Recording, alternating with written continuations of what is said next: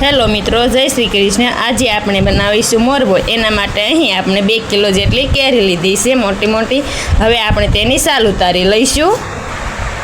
આપણે આ રીતે કેરીની બધી સાલ ઉતારી લેવાની છે, ચાકુ વડેથી કે તમારી પાસે સાલ ઉતારવાનું હોય તો તેનેથી તમે ઉતારી શકો છો।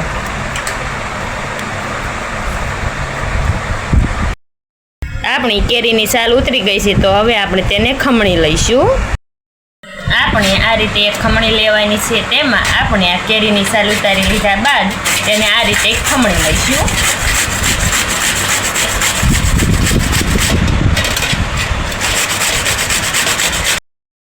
આપણી બધી જ કેરીને આપણે આ રીતે ખમણી લીધી છે। હવે આપણે તેને એક તપેલામાં નાખી દઈશું।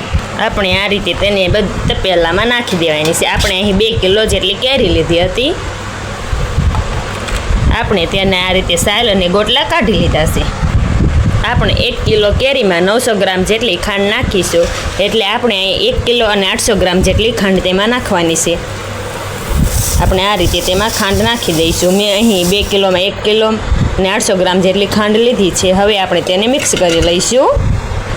આપણે તેને આ રીતે હાથેથી કેરી સાથે મિક્સ કરી લઈશું। પછી આપણે તેને તડકે મૂકી દઈશું થોડાક દિવસ માટે। દોઢ તારની ચાસણી ન આવી જાય ત્યાં સુધી આપણે તેને તડકામાં મૂકીશું અને સાંજે પાછું ઘરે લઈ લઈશું। એ રીતે હું કેટલા દિવસ મેં તડકે મૂક્યું એ તેમને હું અંતે કહીશ। આપણે સારી રીતે ખાંડ અને કેરી મિક્સ થઈ ગઈ છે, તો હવે આપણે તેને તડકે મૂકી દઈશું। આપણી ખાંડ સારી રીતે કેરીમાં મિક્સ કરી લીધી છે। આપણે તેના ઉપર એક આસુ કાપડ ઢાંકી દઈશું અને પછી તેને તડકે મૂકીશું, જેનાથી તેમાં પવનના લીધે કચરો ના પડે। આપણે આ રીતે આસી સુનડી હોય તેને બાંધી દઈશું તેના ફરતે અને પછી તડકે મૂકીશું।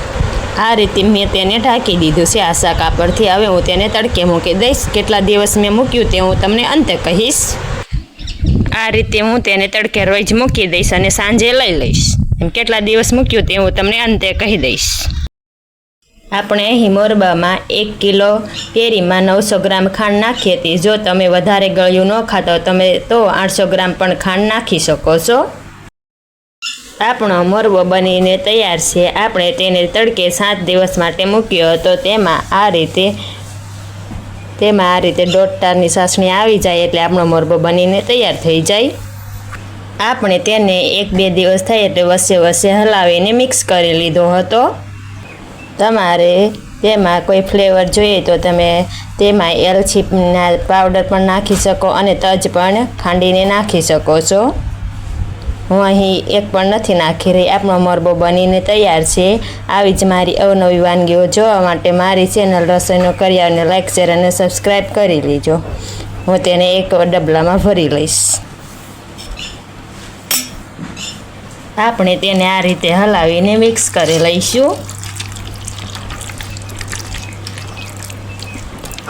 આપણો મોરબો બનીને તૈયાર છે। હવે આપણે તેને એક વાસણમાં ભરી લઈશું। આ રીતે તમે કાચની બરણી પણ લઈ શકો। આપણો મોરબો બનીને તૈયાર છે। આવી જ મારી અવનવી વાનગીઓ જોવા માટે મારી ચેનલ રસોઈનો કરિયાવરને લાઈક, શેર અને સબસ્ક્રાઈબ કરી લેજો। આપણે આ રીતે પ્લાસ્ટિકના ડબલામાં ભરી લઈશું મોરબાને। તમે કાચની બરણીમાં પણ ભરી શકો છો।